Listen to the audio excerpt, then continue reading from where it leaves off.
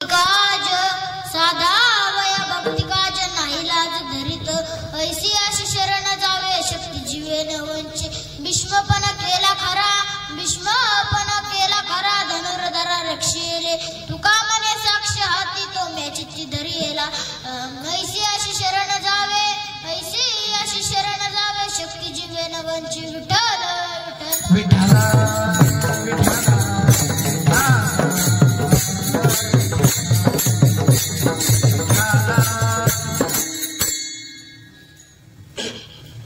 महायोग पीठे तटे भीमरथ्यम वरम पुंडलिकाय धातुं मुनींद्रे समागत्य तिष्ठं तमानंद कंदं परब्रह्मलिंगं भजे पांडुरंग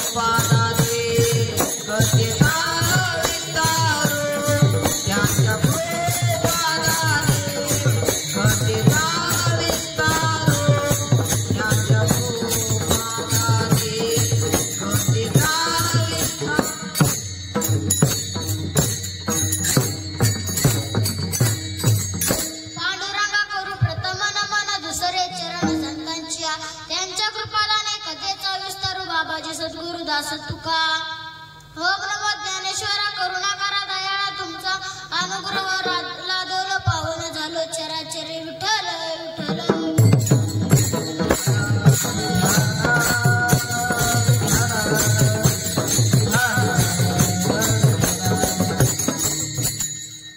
प्रस्तुत प्राप्त प्रसंगी महान भक्त संत सम्राट भूषण श्री संत जगद्गुरु तुकाराम महाराज यांचा उत्कृष्ट असा आजच्या सेवेसाठी निवडलेला भंग आहे विठ्ठल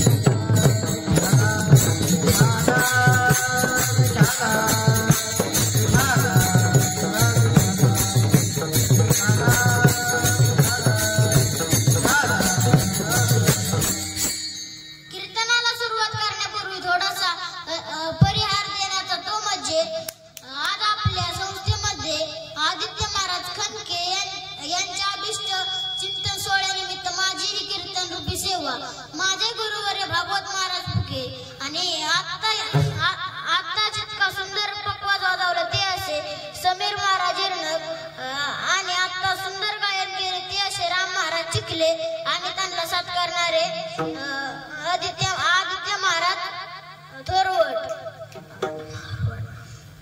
आणि या सर्वांच्या चरणी नमस्तक होतो सेवेला सुरुवात करतो मस्तक ए पायावरी यावर करी संताचा यावर करी संताचा यावर करी संताचा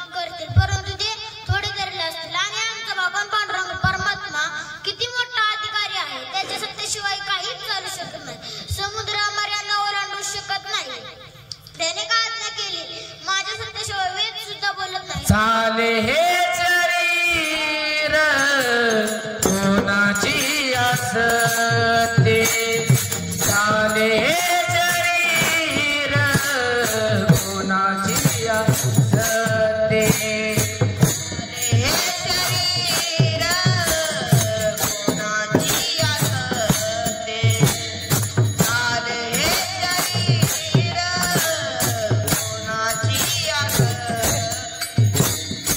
झाले हे शरीर कोणाची असते झाले हे शरीर कोणाची असते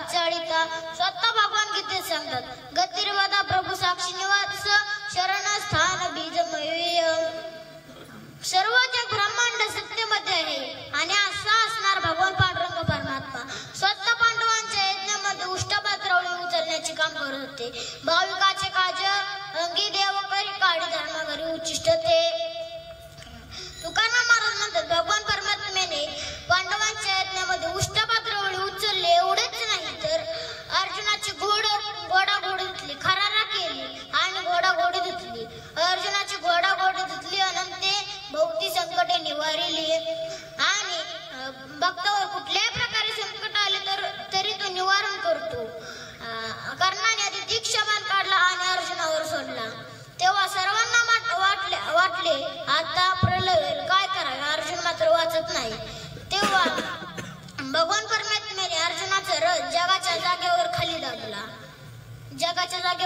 खाली दाबला आणि अर्जुनाचा फक्त मुकुट उडाला आणि अर्जुनाचा प्राण वाचवला संकटकाळी भगवंताने अर्जुनाला आपल्या पाठीमागे ठेवले ना आपण पुढे उभा राहिला नामा घाली पाठीकडे आपण गळी कळाशी भिडे स्वतः भगवान परमात्मा अर्जुनाच्या रथावर सारथी होऊन पुढे बसले आणि अर्जुनाला मागे बसवले आणि महावैष्णव ज्ञानेश्वर महाराज म्हणतात की अशा प्रकारे भगवंत आम्हा भक्ताचे संरक्षण करत मी तुम्हाला एक दृष्टांत सांगतो तो असा की एक वेळेस चोकोबाच्या बायकोचे पोट दुखू लागले तेव्हा ते म्हणाले अहो ऐकलं का तेव्हा चोकोबा म्हणाले अगं काय झालं सांग तेव्हा ते म्हणाले अहो माझ्या पोटात कळा येत आहे तुम्ही तुमच्या बहिणीला घेऊन येता का तेव्हा चोकोबा महाराज म्हणाले मी आत्ता जाऊन घेऊन येतो चोकोबा महाराज रस्त्याने जाता जाता एका झाडाखाली चिंतनात दंग झाले त्यांना बहिणीच्या घरी जायची आठवणच राहिली नाही विसरून गेले ते आठवण राहिली नाही आठव ना आठव गेले भाऊ भाऊ झाला स्वयंमेव पांडुरंग विठ्ठल विठ्ठल विठ्ठला विठ्ठला विठ्ठला विठ्ठला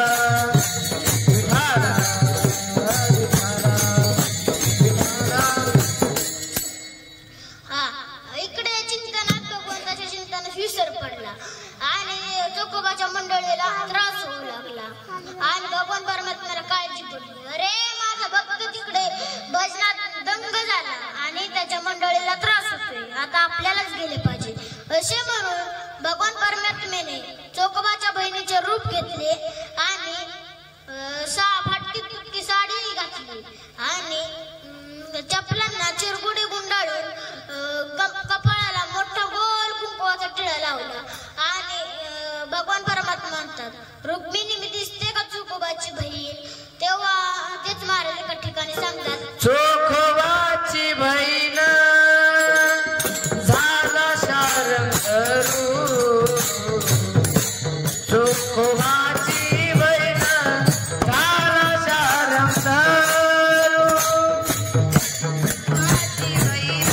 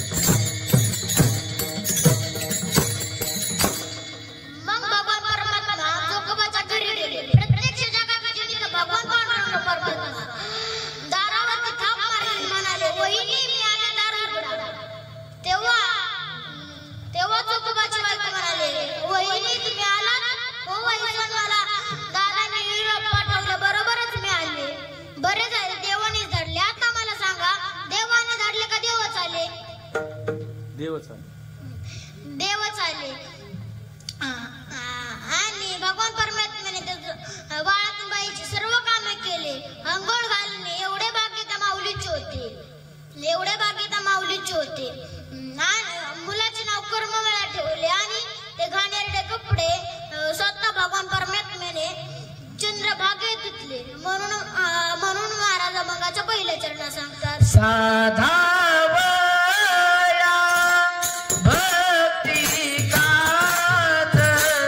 साधा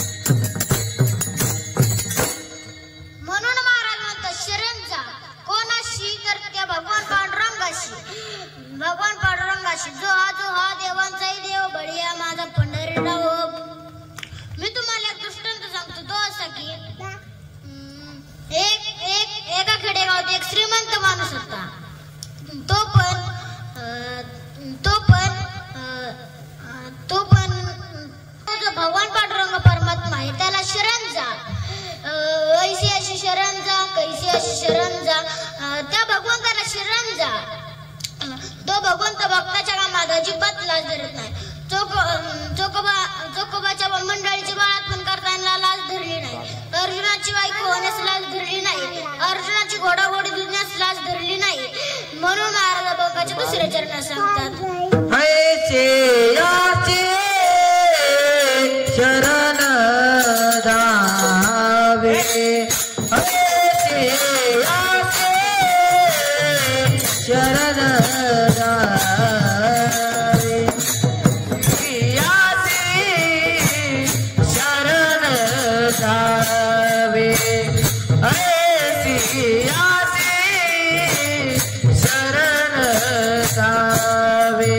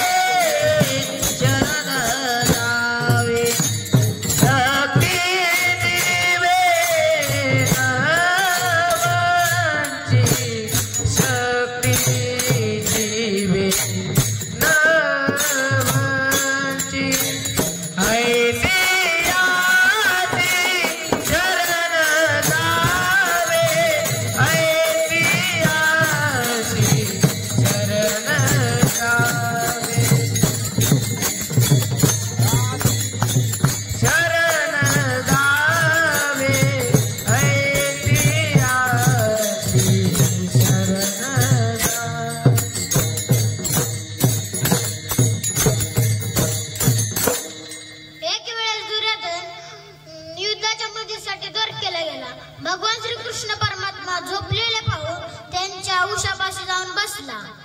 थोड्या वेळातच अर्जुनाला भगवान श्रीकृष्ण झोपलेले पाहून त्यांच्या पायथ्याजवळ जाऊन बसला. थोड्या वेळातच भगवान श्रीकृष्ण उठले आणि म्हणाले, अर्जुना तुला काय पाहिजे बोल. तेव्हा दुर्योधन म्हणाला, देवा मी अर्जुनाच्या आंधी आलो हे अर्जुन माझ्या मागून आला आहे. तेव्हा भगवान श्रीकृष्ण म्हणतात, असू दे तू मागे बसल्यामुळे दिसला नाही, तुला काय पाहिजे. सैन्य पाहिजे असेल तर ने, मी पाहिजे असेल तर मी हातामध्ये शस्त्र धरणार नाही, युद्ध करणार नाही, फार तर फार नेत्याच्या 4 गोष्टी सांगेन, याच्या पलीकडे काही करणार नाही, याच्या पलीकडे काही करणार नाही. दुर्योधन खोटा सांगतो का खरं सांगतो तो विचार करतो. कृष्ण काहीच करणार नाही तर उपयोग काय. तो म्हणाला आपण सैन्यच मागावे. तो म्हणाला कृष्ण आम्हाला सैन्यच पाहिजे. तेव्हा भगवान श्रीकृष्ण म्हणाले, सैन्य घेऊन जा. थोड्या वेळातच अर्जुनाला विचारले, अर्जुना तुला काय पाहिजे. तेव्हा अर्जुन काय म्हणाला, तो मज व्हावा, तो मज व्हावा, वेळोवेळी व्हावा पांडुरंग. अर्जुन म्हणाल, देवा मला फक्त तूच पाहिजे. भगवान श्रीकृष्ण म्हणाले, अर्जुना मी काही करणार नाही, फक्त सार्थ करेल, बाकी काही करणार नाही. अर्जुन म्हणाला, देवा तुम्ही मला सांगाल ते मला मान्य आहे, सांगाल ते मला मान्य आहे. ठरल्याप्रमाणे दुसऱ्या दिवशी युद्धाला सुरुवात झाली. कौरवांचे सैन्य फटाफट मरू लागले आणि पांडवांचे एकही मेले नाही. मग दुर्योधनाला राग आला आणि दुर्योधन म्हणाला, पितामहा तुम्ही फक्त अन्न आमचे खाता आणि संरक्षण मात्र पांडवांचे करता. तेव्हा भीष्माचार्यांनाही राग आला. भीष्माचार्य म्हणाले, दुर्योधना मी उद्या निष्पांडव पृथ्वी करेल. भगवान परमात्म्याला काळजी पडली, अरे माझं पांडव वाचले पाहिजे. ही प्रतिज्ञा साध्या सुध्या माणसाची नाही, भीष्माचार्यांची आहे. तेव्हा भगवान श्रीकृष्ण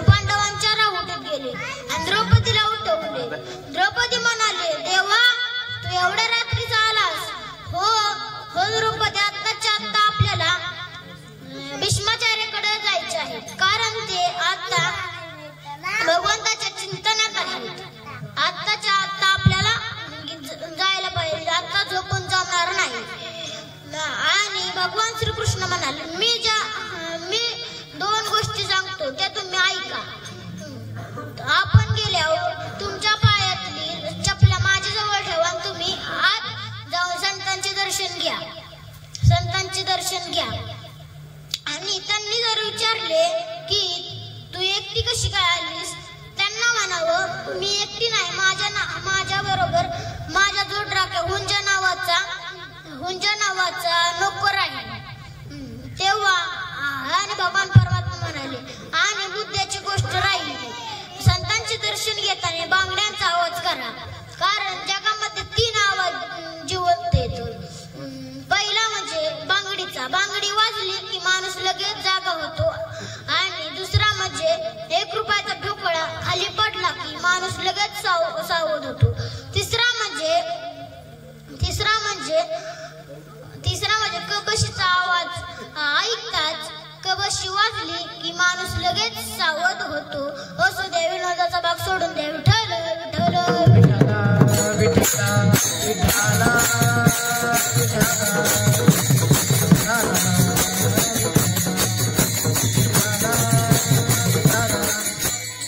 सांगण्याचं तात्पर्य, भगवान श्रीकृष्णाने द्रौपदीला सांगितले तुम्ही आज जाऊन संतांचे दर्शन घ्या.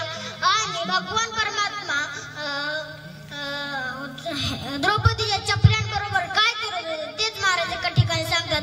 संतांच्या पादुका घे नमोची खांदी, संतांच्या पादुका घे नमोची खांदी, हाती टाळ दिंडी नाचेन पुढे. मी तुम्हाला एक दृष्टांत सांगतो. तो असा की आपल्याला ह्या जन्मी जे का केलं ते पुढल्या जन्मी फेडायचं लागतं. मी तुम्हाला एक दृष्टांत सांगतो. एक राजा होता. त्याला एका रात्री स्वप्न पडलं, मी राजा कसा झालो. त्या दिवशी त्यांनी दुसऱ्या दिवशी मोठी सभा भरवली. मोठे साधूही आले. त्यांना विचारले मी राजा कसा झालो ह्याचं मला उत्तर पाहिजे. तेव्हा कोणालाही नाही आलं. आणि एक साधू म्हणाला, तुम्हाला एका जंगलात एक फकीर दिसेल तर त्याला विचारा. आणि राजा गेला आणि त्याला विचारले मी राजा कसा झालो ते मला सांगा. आणि राजा त्यांच्याकडे गेलते. ते फकीर खात होते. आणि ते म्हणाले मला माहित नाही, तुम्ही पुढे जा आणि पुढे एक माणूस माती खात असेल त्याला विचारा. आणि पुढे गेल्यावर त्या माती खात होता त्या माणूस त्याला भेटला. आणि त्याला विचारले मी राजा कसा झालो, मला याचं उत्तर पाहिजे. ते म्हणाले मला माहित नाही, पुढे जावा, एक माणूस मरत आहे, ते तुमच्या उत्तरासाठी थांबला आहे. आणि मग राजा तिथे गेला. तो माणूस खरंच मरत होता. आणि त्या माणसाला विचारले मी हा जन्मी राजा कसा झालो. त्या माणसाने उत्तर दिले मागच्या जन्मी आपण 4 भाऊ होतो. आणि तू फकीराकडे गेलता, तो सगळ्यात मोठा भाव होता. आपल्या घरी सत्यनारायणची पूजा होती. तेव्हा सर्व लोक जेवून गेले. आपल्या चौघांनाच जेवण राहिलेले. आणि एक साधू आले आणि त्यांनी त्या फकीराला विचारले मला जेवायला दे ना. तेव्हा तो म्हणाला की मी काय फकीर खाऊ का. त्यामुळे त्याला फकीरच खायला लागले. आणि दुसरा म्हणाला की मी काय माती खाऊ का, तर त्याला मातीच खायला लागली. तिसरा म्हणाला मी तुला जेवण देऊन काय मी काय मरू का. तेव्हा आणि तू सगळ्यात लहान, तू त्याला जेवण दिलं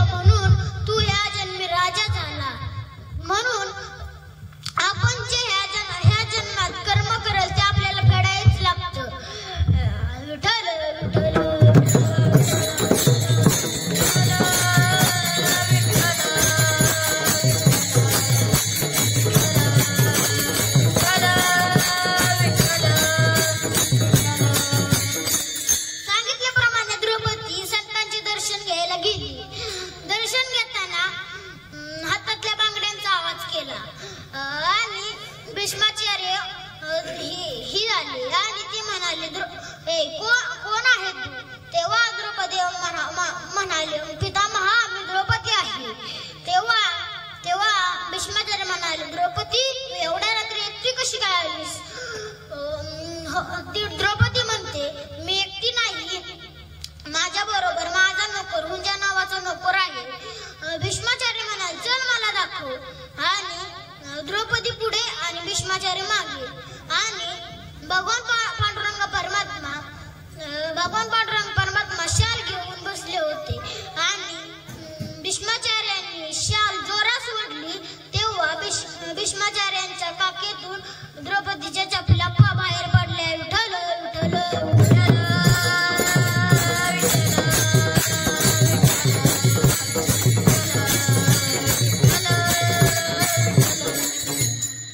महाराज, आजकालची मुलं लिहित काय झालं, आणि पूर्वीचे लोक कसे होते, शिवाजी महाराजांसारखे, आणि आताचे लोक कसे. एका मुलाला विचारले, माझी मुलगी कुठे दिसली का तुला? तो म्हणाला, तुम्हाला सांगतो, तुम्हाला 3 बस स्टॉप लागतील. पहिलं सोडा, दुसरं सोडा, तिसरं पकडा. आणि तुम्हाला त्या बस स्टँड मध्ये 3 इष्टी लागतील. पहिली इष्टी सोडा, दुसरी सोडा आणि तिसरीत बसा. आणि पुढे गेले तुम्हाला 3 गावं लागतील. पहिलं सोडा, दुसरं सोडा, तिसऱ्यात जावा. आणि तिसऱ्या गावात गेल्यावर तुम्हाला 3 गल्ली लागतील. पहिली सोडा, दुसरी सोडा, तिसरी जावा. आणि पुढे गेल्या तुम्हाला एकसारख्या 3 बिल्डिंग दिसतील. पहिली सोडा, दुसरी सोडा, तिसरी सोडा. आणि तिसरी बिल्डिंग मध्ये जावा. आणि बिल्डिंग मध्ये गेल्यावर तिथे 3 रूम लागतील. पहिली सोडा, दुसरी सोडा, तिसऱ्या रूम मध्ये जा. रूम मध्ये गेल्यावर 3 कपाट लागतील. पहिलं सोडा, दुसरं सोडा, तिसरं सोडा, तिसऱ्यात जावा. तिसरं खोला. आणि त्याच्यात 3 कपाडावर गावते. त्याच्यात पहिलं सोडा, दुसरं सोडा आणि तिसरं उघडा. आणि त्याच्यात 3 फोटो लागतील. पहिला सोडा, दुसरा सोडा. आणि मी त्या तिसऱ्या फोटोची शपथ घेऊन सांगतो, मी तुमची मुलगी पाहिली नाही. विठ्ठल विठ्ठल विठ्ठल.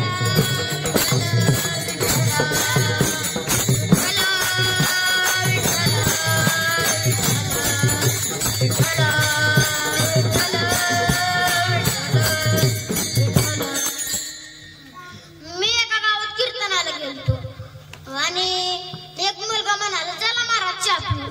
मी म्हणालो, मी चहा पित नाही. तो म्हणाला की दूध घेऊ. मी त्याच्या घरी गेलो, मस्तपैकी ह्याच्यावर बसलो. आणि त्याने मला पहिला 1 तांब्या दिला दुधाचा, मी पिलो. दुसरा पण दिला, मी पिलो. आणि मी म्हणालो, अरे मी 2 तांबे दूध पिलो, तुझी मम्मी तुला खवळणार नाही का?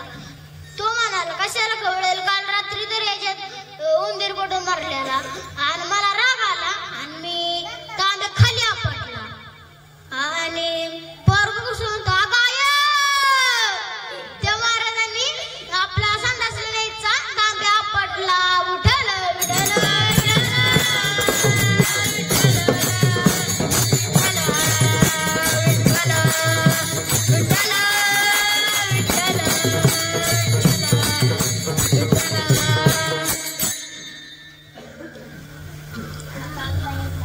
आणि चपल्या बाहेर पडल्याबरोबर भीष्माचार्य म्हणाले, अरे पांडवांचा एकही केस वाकडा होणार नाही आणि कौरवांची सैन्य फटाफट मारत आहे. आणि दुसऱ्या दिवशी युद्धाला सुरुवात झाली. आणि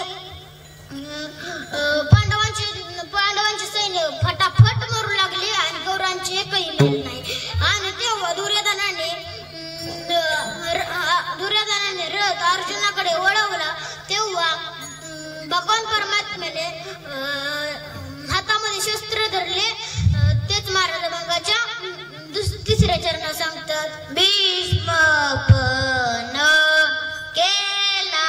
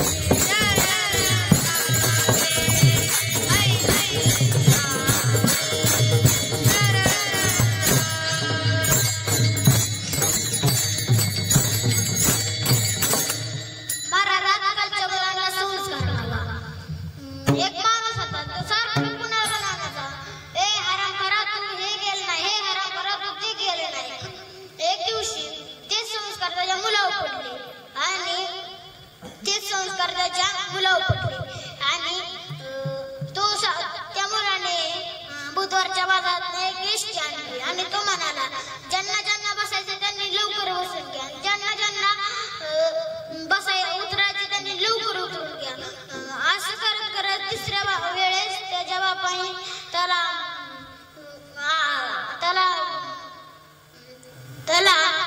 एवढा मारला की त्याची गाडी मुंबईला आणि ते पुण्याला. त्यांनी परत त्याची गाडी म्हणाला की ज्या हरामखोरांना बसायचे त्यांनी लवकर बसून घ्या, ज्या हरामखोराला उतरायचे त्यांनी लवकर उतरून घ्या. आणि तिच्या एका हरामखोरामुळे गाडी 15 मिनिट लेट झाली आहे.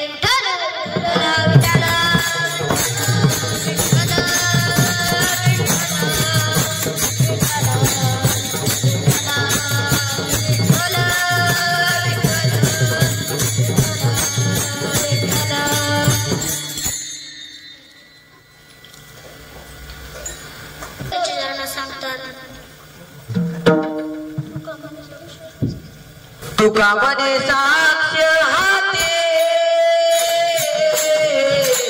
तुका म्हणे साक्ष हाते, तुका म्हणे साक्ष हाते, तुका म्हणे साक्ष हाते, तुका म्हणे साक्ष हाते, तुका म्हणे साक्ष हाती, तुका म्हणे साक्ष हाती, तुका म्हणे साक्ष हाती, तुका म्हणे साक्ष हाती, तुका म्हणे साक्ष हाती, तुका म्हणे साक्ष हाती. त्याचे ते दर्जेला डोळ्याचे ते धरियेला, ऐशिया चरण जावे, ऐशिया चरण जावे, ओम्याची ती धरियेला, ओम्याची ती धरियेला, ऐशिया चरण जावे, ऐशिया चरण जावे.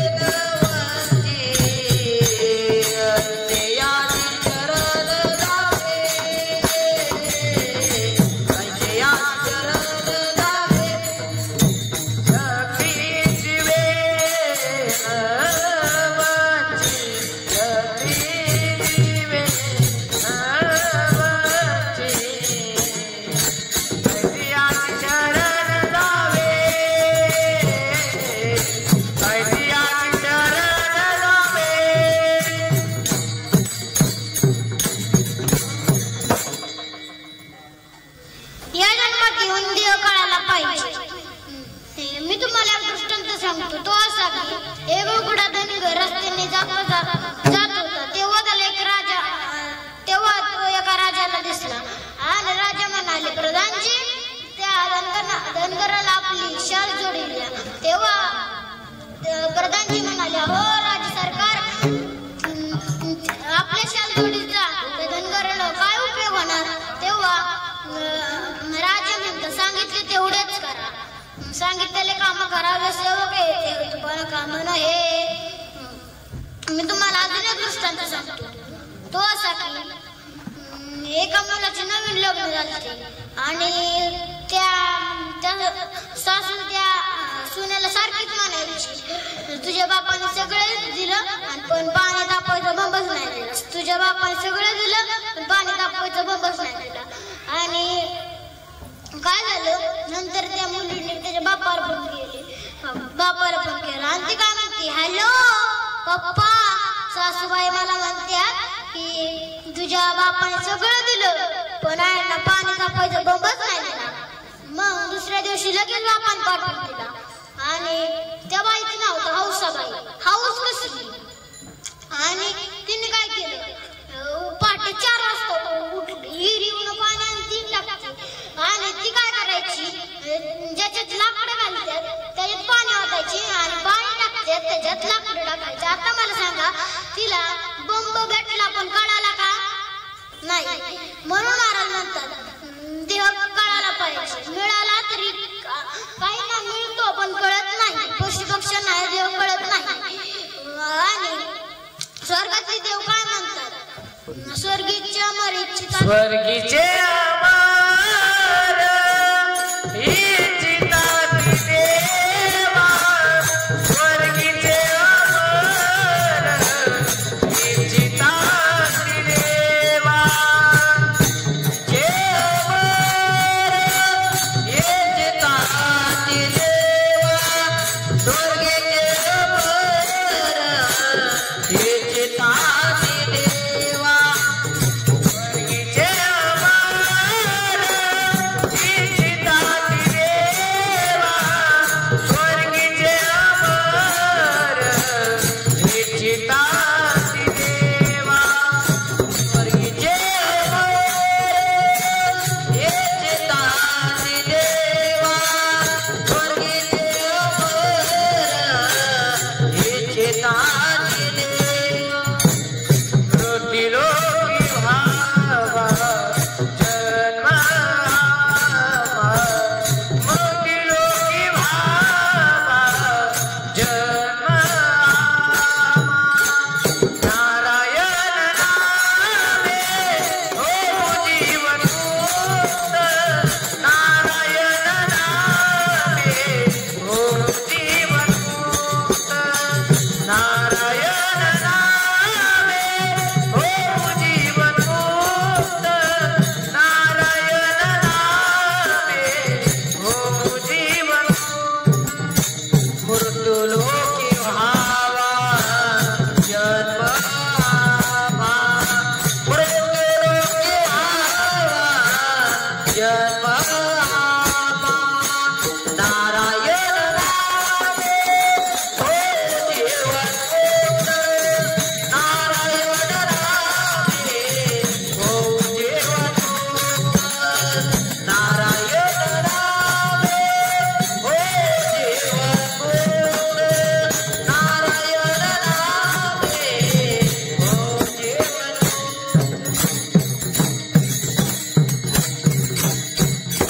आता 3 चरणात भावार्थ झालाय.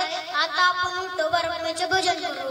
विठोबा रखुमाई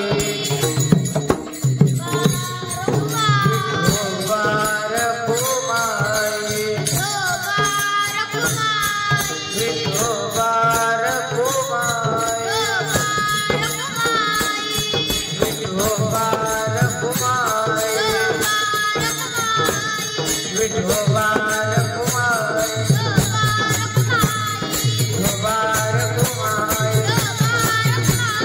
विठोबा रखुमाई,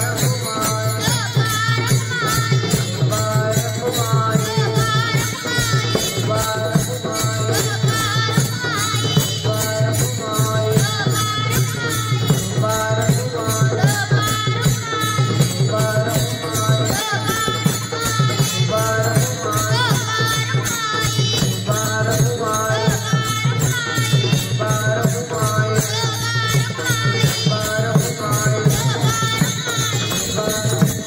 विठोबा